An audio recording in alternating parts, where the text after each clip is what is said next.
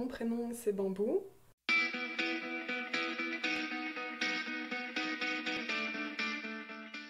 Une jeune sage-femme qui a beaucoup de projets, beaucoup d'ambitions. Ça va être un petit peu très bizarre ce que je vais raconter. Il y a plein de moments où je déconnecte, où je suis pas là, et je sais que je suis quelque part au fin fond de ma tête. Ce qui est très marrant, c'est que mon copain me connaît très très bien maintenant, et du coup, sait quand je plane, et donc j'ai l'impression, enfin dans l'image que j'ai l'impression un peu de partir en montgolfière, et que lui, de temps en temps, il récupère le fil et il me ramène sur terre en disant c'est pas le moment. Ah oui, c'est vrai. Donc ça c'est chouette parce qu'il me facilite un peu un équilibre que j'avais du mal à trouver. Donc ça c'est très agréable. Mais par contre ça je le contrôle pas bien du tout, le fait de partir si on me rappelle pas en quelque sorte. Puis des fois on me rappelle et je repars, hein. Donc ouais, je plane pas mal.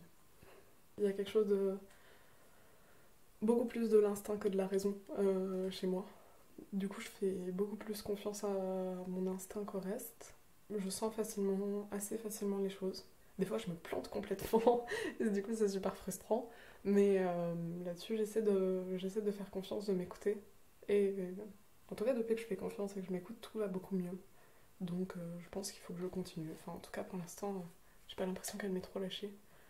Et puis, des fois, je pense que j'écoute mon instinct alors que j'écoute complètement autre chose. Et ça, va falloir encore que j'arrive à bien le distinguer. C'est pas très très clair.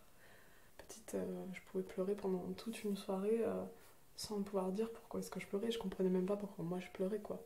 Maintenant, ça m'a fait du bien. Récemment aussi, on a mis des mots sur pourquoi est-ce que je fais des choses comme ça. Ça s'appelle de l'hypersensibilité. Et c'est ressentir tout un peu x 10. C'est tout à fond, tout le temps. Être joyeuse, c'est extrêmement joyeuse. Être triste, c'est extrêmement triste.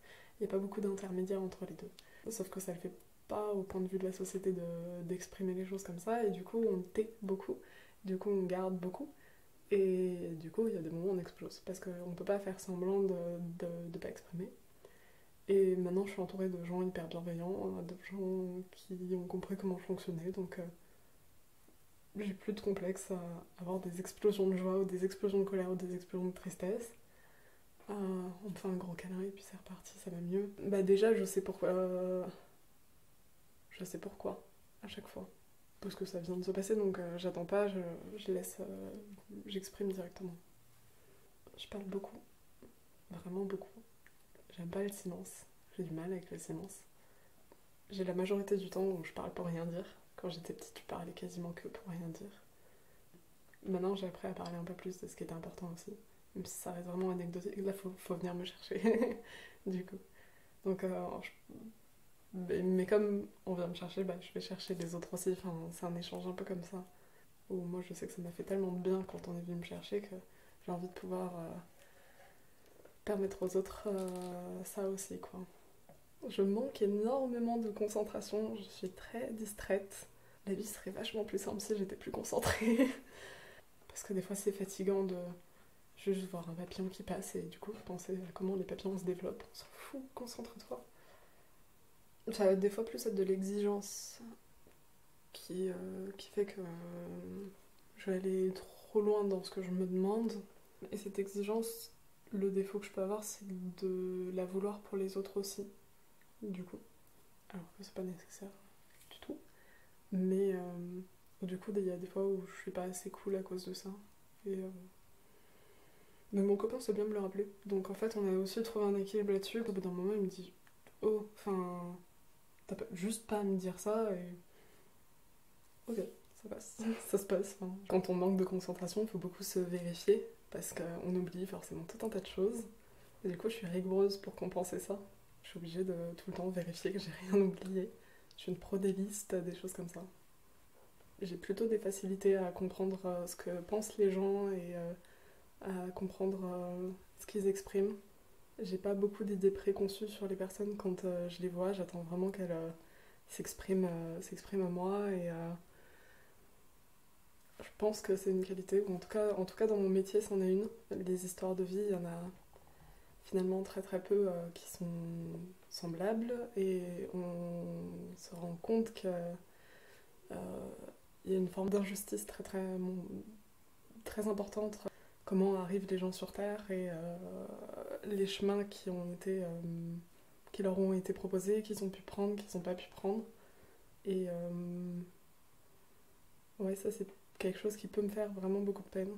Après, ça va être avec mes proches, mais ça me paraît presque plus évident. Donc c'est vrai que c'est pas la première chose à laquelle je pense, mais après ça va être quand mes proches ont de la peine, quand mes proches ont quelque chose qui ne va pas, c'est très très prenant.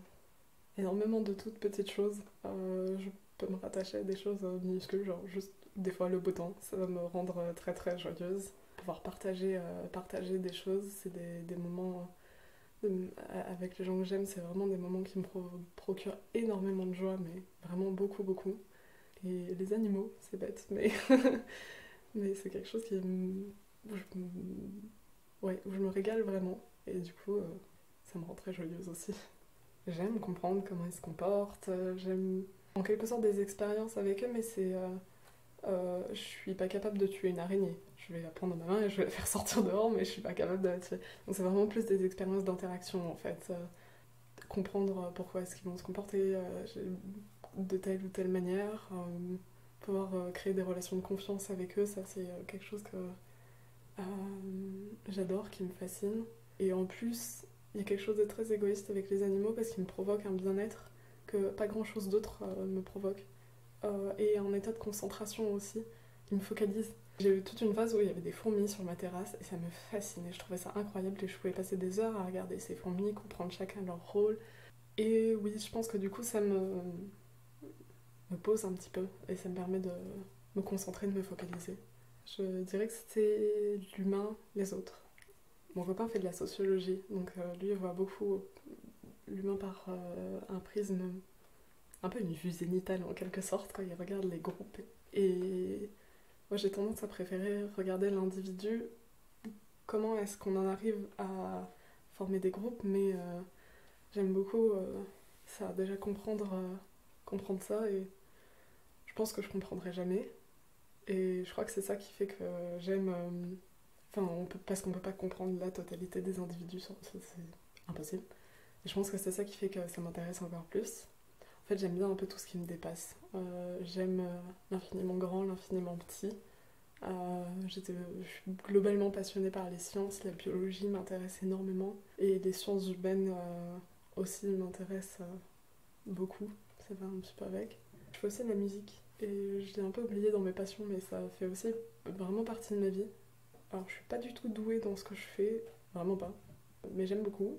Et je suis pas du tout créative, j'arrive rien à créer. Vraiment, je lis une partition et je la prends et je la joue, mais j'ai beaucoup beaucoup de mal à créer. À la limite, plus mettre des intentions, des choses comme ça, mais ça va pas beaucoup plus loin que ça. Je joue du violon, du coup. Dans la catégorie rigueur, on est bien aussi.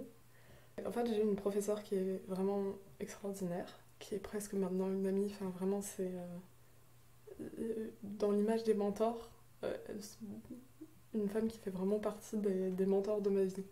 Ça m'a beaucoup aidé sur comprendre qu'en travaillant, on arrivait à avoir quelque chose et qu'en travaillant plus, on arrivait à avoir plus. Parce qu'en musique, si on travaille pas, il se passe rien. Particulièrement en violon. Parce que pour sortir une note juste et que ça sonne joli, faut bûcher. On récolte ce qu'on sème. Vraiment. Énormément. Et peu importe, peu importe quoi, en tout cas, on récolte ce qu'on sème. Ça prend du temps de fou, mais vraiment beaucoup. Mais c'est chouette, au final. Vraiment. Physique, je dirais que je suis en très bonne santé, en excellente santé. Et que j'ai un corps qui me lâche pas.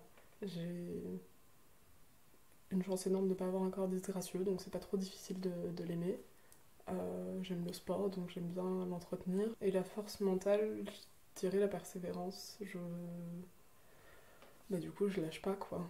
Je fais en sorte d'aller jusqu'au bout, ou en tout cas, pas m'arrêter à la première difficulté. Et du coup, la capacité de travail qui va avec, malgré le manque de concentration qui me simplifie pas les choses. Le temps a une valeur inestimable, qui fait que c'est encore une notion super compliquée à appréhender pour moi. Du coup, oui, manquer de temps, pour moi, c'est quelque chose qui... C'est un truc qui m'effraie, en fait. J'ai tellement peur de manquer de temps que des fois j'arrive même pas à profiter du temps présent parce que j'ai peur de manquer de temps. Je fais toujours beaucoup trop de choses. Et je culpabilise aussi beaucoup d'aimer dormir parce que du coup j'ai l'impression de gâcher du temps. C'est pas que le temps pour moi, c'est le temps pour tout. C'est même du temps pour travailler, où j'ai pas l'impression d'aller assez vite dans mon travail ou tout ça. Où j'aimerais pouvoir en faire encore plus. Des fois il y a plein de moments dans la vie qui sont un petit peu suspendus comme ça, où on sait que c'est super furtif, que ça va super vite passer. Enfin, il y a plein de moments où on les loupe parce qu'on n'est pas disponible, on n'est pas là. Et il y a plein de moments où je suis pas disponible, que je suis pas là. Et du coup, j'aimerais bien pouvoir les étendre un petit peu juste pour pouvoir un peu mieux m'ancrer, un peu mieux profiter de ces moments-là. Parce que souvent, c'est des moments de partage en fait qu'on loupe et je trouve ça tellement dommage. C'est très bateau, mais la bienveillance, euh, je n'en peux plus des personnes qui n'ont pas des intentions bienveillantes. Ce que j'entends derrière bienveillance, c'est de faire du bien autour de soi. Ne pas seulement ne pas faire de mal, c'est avoir l'intention de faire du bien.